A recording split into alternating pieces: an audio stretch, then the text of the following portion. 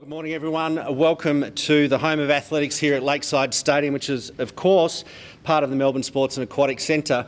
My name is Glenn Turner and I have the pleasure of being your host for this morning's event. And of course, Athletics Australia acknowledges the traditional custodians on the lands on which we gather today and, of course, where we walk, run, jump, throw and roll.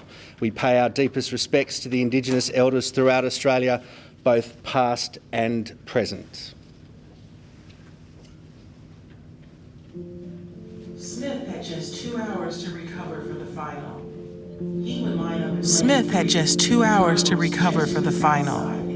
He would line up in lane 3 with Carlos just to his outside in lane 4. Smith was the world record holder, but Carlos had defeated Smith at Olympic trials. This is Tommie Smith. He strained a groin muscle in the semifinal. Whether he's ready or not, nobody really knows. All the other athletes were warming up, but I could not warm up because I was afraid if I warm up, I might pull the muscle. Let me pull it coming out the blocks. It's a good start. And Carlos, as usual, has burst out of the blocks. John Carlos always has a great start. Tommie Smith running pretty well so far. I was in 4th place mid-turn. I was in trouble. It's John Carlos right now. It's Carlos and Smith. Then I pulled the throttle all the way out. And here comes Tommie Smith! Smith has done it with his hands in the air! I think Norman of Australia leaned to beat John Carlos. Tommie Smith won gold and world record time. Australian Peter Norman finished second. John Carlos took bronze. After racing, first thing and foremost that jumped to my mind is now we can get busy. Let's get it on. That was my attitude. Let's do what I came here to do. While Smith and Carlos knew they wanted to make a statement on the podium, they found an unlikely ally joining their cause at the last minute. I was probably more happy for Peter Norman that day than I was for Tommie Smith or John Carlos. And he is a white guy that ran 20 flat. I ain't never seen no white guy run like that. Tommie and I started making the suggestions as to what we were going to do. Peter was looking on, and he kind of inquired, "What are you guys doing?" And said, "Man, we're getting ready to make a statement." And I said, "Would you like to wear an Olympic Project for Human Rights button?" And he said, "Yeah," and he's kind of reaching for mine, and I had to smack him on his hand. "Oh, I'll get you one. You can't have this one." Paul Hoffman, one of the Harvard rowers who had been an early supporter of the Olympic Project for Human Rights, happened to be seated nearby with the wives of Smith and Carlos. Peter Norman looks up at me and he said, "Hey, mate, you got another one of those buttons." I said, "You gonna wear it out there?" He said, "Yeah." I said, "Wear it out there. Here, have mine." And I handed it to him. Peter Norman was a man's man, and I always had respect and admiration for him as long as I lived after that. With Norman on their side, Smith and Carlos settled on their own symbols. They wore black socks with no shoes, signifying endemic poverty at home. Beads around Carlos's neck, reflecting the history of lynching in America. Smith wore a black scarf, while Carlos wore a black t-shirt covering the USA on his race uniform. And earlier that day, Tommie Smith's wife had brought one pair of black leather gloves to the stadium. Smith took the right, Carlos the left. As the anthem began, they raised their fists together.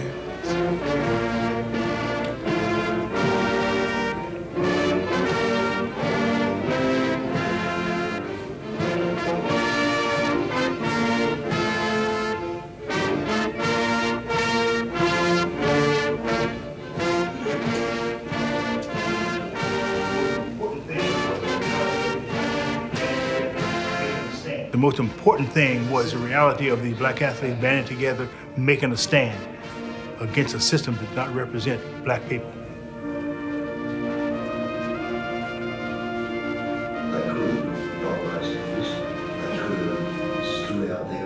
They could have not raised the fist. They could have stood out there and accepted their medals to their own personal glory. But those two giants of men on that day told the world exactly where they stood, and in a way told the world exactly what they should be doing about it too. Norman died of a heart attack in 2006. Smith and Carlos were pallbearers at the funeral. They stood silently together for 80 seconds. 50 years later, their voice is still heard. Well, thank you and welcome everyone. And of course, Peter Norman is one of Australia's greatest athletes. And he won the silver medal in the 200 metres at the 1968 Summer Olympics in Mexico City with a recorded time of 20.06, which still remains the Oceanian 200 metre record. He was, of course, 5-time Australian 200 metre champion. We've gathered here today to hear about Peter from a group of different people. Firstly, we'll hear from the Honourable John Erin MP, Minister for Sport, and then Athletics Australia's CEO Darren Gosha. We'll play a video message from John Carlos, and then finally, on behalf of Peter's family, we will hear from Janita Norman. So, ladies and gentlemen, it is my pleasure to introduce to you the Honourable John Erin MP, Minister for Sport. Minister. Thank you. Can I firstly acknowledge the traditional custodians of the land on which we meet, and I pay my respect to their elders past and present. To Darren Gosha, of course, to Janita Norman, to Neville Silito, who's here, and it's great to see you. And it's so great to see the athletics world here as well, which is so important for our state. We're in the home of Victorian athletics, obviously, and it's a gathering of people, obviously, that highly respected Peter Norman. And just looking at that video that was just played earlier, it just gave you goosebumps about the man that he was. And sport is certainly an equaliser. There's no question of that. And when you consider that, regardless of your colour of your skin, the religion that you belong to, or what culture or background you have, when you're on that athletics track, when you're on that pitch, when you're playing sport, you are all equal. And Peter Norman on that day showed extreme courage. Going back all the way to 1968, obviously in Mexico City. It was a time when the right thing was done. And obviously Peter Norman is now being, I suppose, treasured in the sense that not only for the stance that he took, but the champion that he was. So being the sporting capital of the world and being the most multicultural city in the world as well, Melbourne has a number of accolades and titles, which Peter Norman obviously makes us very proud to be a part of what happened. He has put us into that history books of sport, and he's done that because he was a decent and honourable man. And that's why it's so important to make sure that people like Peter Norman are never forgotten. And immortalisation was his destiny. Obviously, through that action, he probably was not aware of the consequences and the backlash that would come as a result of that decision that he made on that day. But he did it. He did it for the right reasons, and that's what we're known for in Australia. We're very egalitarian. We don't like when people are treated unfairly. We stick up for the right things, and that's exactly what Peter Norman did. And that's why I'm so proud to be the minister in a state which values sport so much. We know in all of the events that we have, we break records in crowds. We know that we love our sport. It's part of our DNA, it's part of our culture. And certainly it is part of our lifestyle. And it's an honour and a pleasure to be here with all of you today, of course, to announce that we will be having a statue in the honour of Peter Norman at this very important location. So congratulations to one and all. Well done. I just wanted to make further comments about Peter Norman and what an athlete he was, and I think it needs to be highlighted that, and I think it was mentioned earlier, that record of 20.06 has not been broken in the Oceania area since that time. And what an athlete he was. He was dedicated to his sport. He inspired so many people, and he will continue to inspire so many people.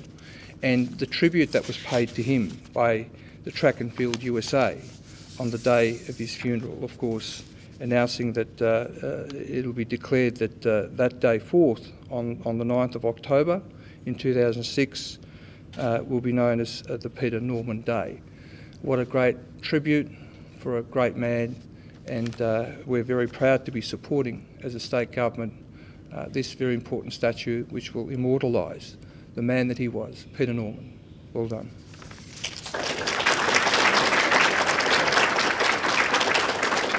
Thank you, Minister. I'd now like to invite the CEO of Athletics Australia, Darren Gosha, to the stage. Thanks, Darren.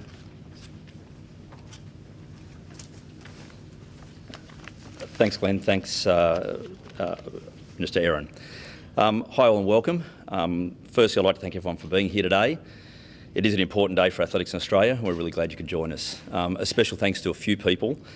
Firstly, the Honourable John Aaron MP, Minister for Sport. Thanks for all your support in getting this statue up and going. We really appreciate it. Several members of Peter Norman's family who have taken the time to be here, we really appreciate it, and we'll hear from Janita Norman later. Strath Gordon representing the Australian Olympic Committee, Craig Phillips representing Commonwealth Games Australia, Phil Meggs from State Sports Centre, Anne-Marie Harrison for Victorian Institute of Sport, Neville Silito, Peter Norman's coach. Great to have you here, Peter. Neville, sorry, and various Olympians currently in the room. And we did get apologies from a number of people that could not make it here today, including Tommie Smith and John Carlos, which was fantastic. We've heard about the significant achievements of Peter Norman. However, it was Peter's brave stand in solidarity with American gold medalist Tommie Smith and bronze medalist John Carlos on the dais that will forever live as one of Australian sport's iconic moments and a special moment in Olympic history. While Smith and Carlos raised their black glove fists with their heads bowed, symbolising black unity and a call for racial equality in the United States, Peter showed his solidarity with the two Americans by wearing the badge of the Olympic Project for Human Rights. The statue that was announced by Minister Aaron is a great recognition for Peter, and we're pleased it's going to be located here at Lakeside Stadium, just outside Gate 1. In addition to the statue, Athletics Australia is going to be honouring Peter in a number of different ways. Every year on October 9, just as Minister Aaron mentioned the US do, we'll be commemorating the Peter Norman Day here in Australia, which is fantastic. During the week starting October 9, there's several little athletics clubs around the country that will be having their 200-metre races renamed the Peter Norman Classic. We'll also be using the hashtag #IWillStandWithYou in social media, and we'll be encouraging all of our athletes to do the same. In addition, and really importantly, we're establishing the Peter Norman Humanitarian Award. This award is for a member of the athletics community in Australia who exemplifies the spirit of Peter Norman with their work for human rights, equality and humanitarian causes. It will be an annual award, and it will be open to any member of the athletics family in this country. I'm pleased to announce that the inaugural winner of the Peter Norman Humanitarian Award goes to two-time Olympian Eloise Wellings. I'd like to invite Eloise up.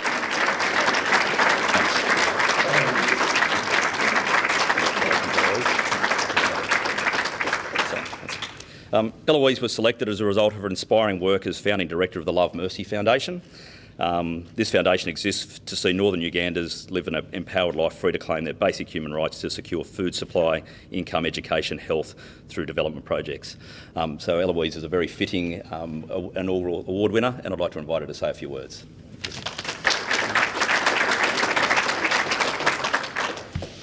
It's such a privilege and an honour to be accepting this award today. Peter Norman has always been a hero of mine.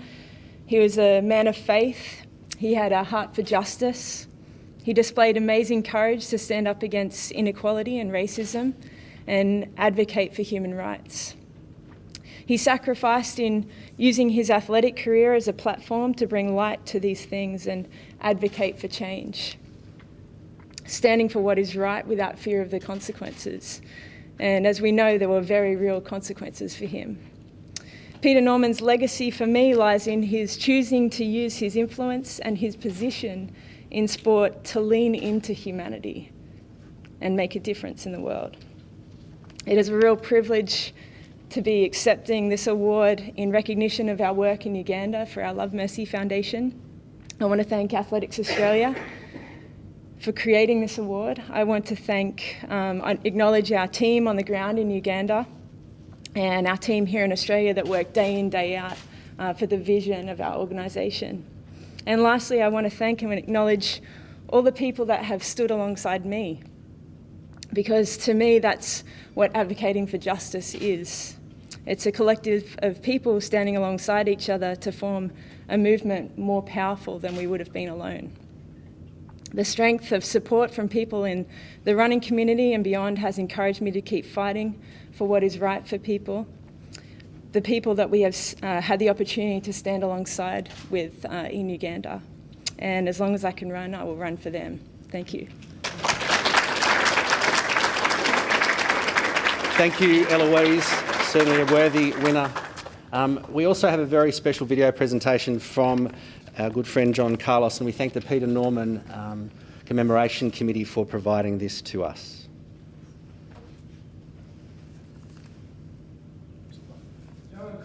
John Carlos is my name. Track and field used to be my game. You know, we're approaching the 50th anniversary of my history, of the demonstration of Mexico City, the Olympic Project for Human Rights. I'm honored to be here to acknowledge Tommie Smith and also my great friend, my brother from another mother, Mr. Peter Norman. Peter Norman here is one of the greatest individuals that I had an opportunity to meet in my life. Not merely because he was a great runner, but he was a great human being, a great humanitarian, a great friend that had compassion for his fellow man. The Aboriginal people should hold him high, but the people of Australia should hold him even higher, just based on the fact that he represented a nation so strong, so well done in terms of having class about what he did. I love Peter because Peter never flinched, he never backed away, he never denounced who he was or what we stood for. I will always have Peter in my household with my wife, my kids, and he's a part of our family.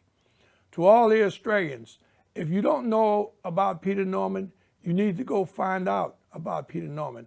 And as well, tell your kids, have your kids to grow up with Peter Norman in their history books. A great Australian. I'm so honored that God put me in the same venue that he put Peter Norman in, as well as Dr. Smith. We owe that gratitude to Peter because Peter didn't have to get involved in our movement, but then Peter also made us realize that it's about humanity, and he's definitely one of the top creations of God. Thank you, Peter, for who you are. Thank you, Thelma. Thank you so much for giving birth to Peter and all the family, to all his kids. We love you guys. We'll always have a bond with you. Peter, you'll never be forgotten in this household, and I hope society remembers you eternally as well. God bless. Well, ladies and gentlemen, it's with great pleasure that I now ask Peter's daughter, Janita Norman, to come and speak on behalf of the Norman family.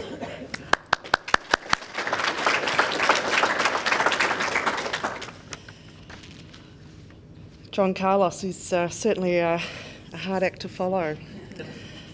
If you had asked me 12 months ago if we'd be celebrating Peter Norman in this way, I would have said, not in your life. So the events of the last 12 months in celebrating Peter have been fantastic. On behalf of the family, I'll just say a few things. Though I think that most things have been said today and over the past 12 months. We're very pleased today. The 9th of October has been proclaimed as Peter Norman Day, following suit with the USA Track and Field Association, who proclaimed this day as Peter Norman Day 12 years ago. It seems the Americans beat us again. Another Aussie second, possibly. We're happy with that. The announcements this day, the 9th of October 2018, Peter Norman Day, are significant milestones in Dad's story. Milestones that have changed the state of play on how Peter Norman and his legacy will be remembered.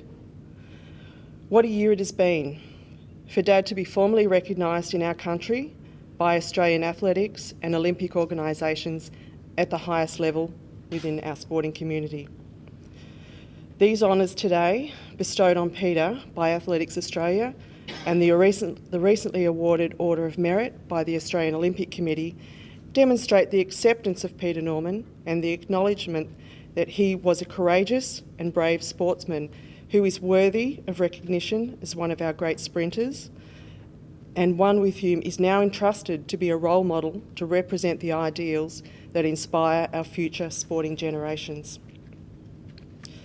There has been much comment about our country's lack of recognition of Peter Norman and the uneasy place he has held in our sporting history. Conjecture about whether the stand he made in 1968, involvement in that critical moment in time, whether that has precluded him from being recognised earlier, maybe. However, I think in some ways it has added more meaning to the story, which has now gained traction, and it is now time, and the time is right. The message for the future is clear, that it's okay to hold Peter Norman in high regard, to celebrate his achievements, and to embrace the ideals for which he stood. The stand he made in Mexico was not an act of defiance or disrespect for his country, nor a deliberate attempt to act outside what was considered Olympic good manners. But quite simply, it was a genuine act of kindness, compassion, and understanding for his fellow man. Standing for human rights is not a political act or statement, but a humanitarian one. At the time, Peter said, "I thought this was a good chance to have a white man on the other side. I think most Australians would favour what I did, at least I hope they do." In 2018, Australians do favour what he did, and that is clear. Peter would be incredibly proud to be honoured by the establishment of the Peter Norman Humanitarian Award, an award to recognise people within the athletic community that also act with kindness, compassion and understanding for their fellow man, and to reward them for this.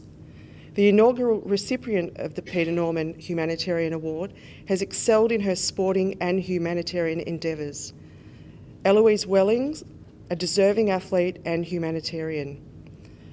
Your work, commitment, drive and determination to make a difference are truly inspirational. Congratulations from the Norman family. They say that behind every great athlete is a great coach. And it seems that behind this memorial to a great athlete is that same great coach.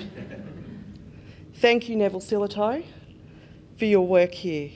Your tenacious efforts have resulted in this wonderful outcome that we are celebrating today. A memorial will ensure that Peter Norman stands forever, a tangible reminder to all of us of a simple principle of how important it is to make a stand and to offer support to others. Recognition in this way will ensure that he is remembered by all, today, tomorrow and in the future. I heard Dad ask, why me? Why was I there, sharing that moment in time on the victory dais with Tommie and John? Today, and the celebrations this year, answer that question. Thank you.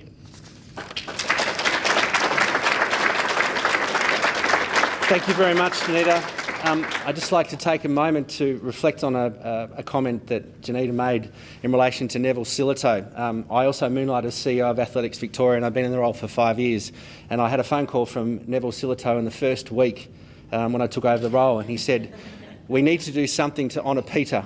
And I'd say probably once a month, every month, until May this year, where I suggested that perhaps we should tunnel or funnel all of our efforts. And we did so, and the support of the Victorian Government has been absolutely amazing. And if I can be crystal clear, this statue certainly would not have happened without the support of the Victorian Government. So thank you again, Minister, for your support. So, ladies and gentlemen, that now concludes this morning's events. I do believe that Janita and Eloise may be available for a few interviews out on the foyer outside with the beautiful background of the Melbourne City. But we do thank everyone for coming and wish everyone a pleasant day and a safe trip wherever you are heading. Thank you very much.